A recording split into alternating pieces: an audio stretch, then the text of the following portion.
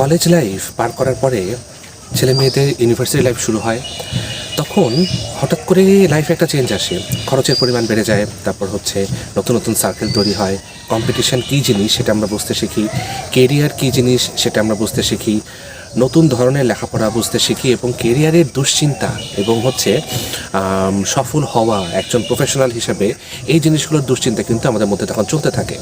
তো চাকরি বাকরি লেখাপড়া শেষ করার আগে কিছু করা যায় না।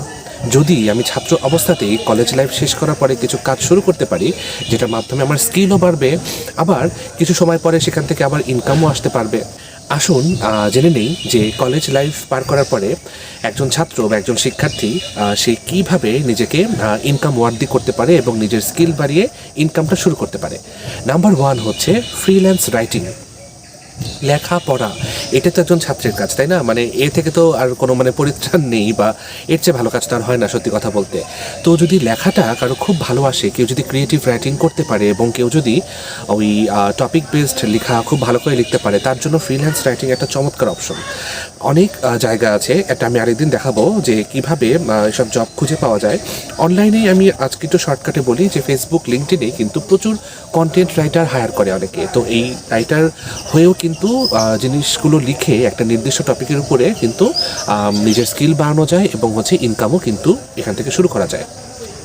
আর মার্কেট প্লেস তো আছেই। এরপরে সেটা হচ্ছে যে বিজনেস কনসালটেন্সি। স্পেশালি যারা বিজনেস এডুকেশন মধ্যে আছে, বিবিএ এমবিএ যারা করে, তাদের জন্য বলবো যে অনেক ছোটো ছোটো ফার্ম আছে যারা বিজনেস কনসালটেন্ট হায়ার করে।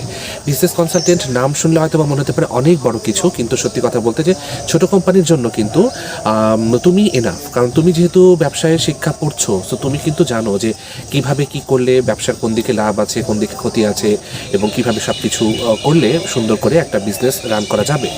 এই ধরনের প্রফেশনও কিন্তু খুব পপুলার হচ্ছে ধীরে ধীরে, এবং অল্প বয়সেই ছেলেমেয়েরাই কিন্তু এখানে কাজ করতে পারে, জাস্ট এটা খুঁজতে হবে।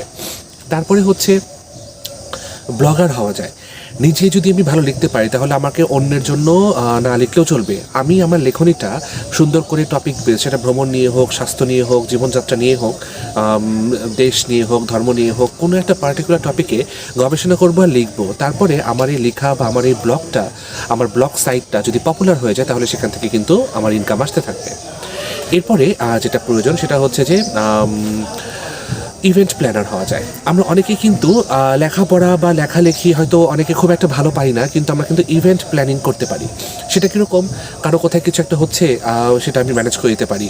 কারো কন্ট্যাক্ট দরকার, সেটা আমি আমার কন্ট্যাক্ট লিস্ট থেকে খুঁজে বের করে দিচ্ছি। নেটওয়ার্কিং প্রয়োজন, বিভিন্ন সাপোর্ট প্রয়োজন, স্পন্সর প্রয়োজন, আমি বিভিন্ন জায়গায় মানুষের সাথে সুন্দর করে কথা বলে সেই জিনিসটা ম্যানেজ করে দিতে পারি এবং খুব ভালো করে একটা ইভেন্ট প্ল্যান এবং ম্যানেজ করে দিতে পারি। এটাও কিন্তু একটা চমৎকার একটা ইনকামের সোর্স হয়ে যায় এবং খুব ভালো নিজের রেপুটেশন বেড়ে যায়।